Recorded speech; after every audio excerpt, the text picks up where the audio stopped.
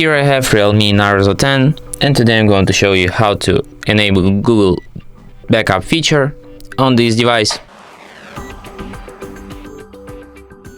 So firstly, you'll have to open settings, then go to the additional settings, scroll down to the bottom, go to the backup and reset. Then you have to enable this feature, backup my data. Then what you have to do is to add your backup Google account. Of course, you will need internet connection to add Google account. Here you have to enter your email or phone number. Tap next.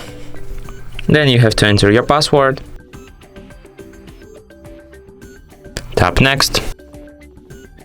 Then you have to agree with Google's terms of service and privacy policy. And at last, what you have to do is to tap accept here, and after that your device will be ready to the backup. And that's it. Thanks for watching. If you find this tutorial useful, don't forget to hit that like button and subscribe to our channel.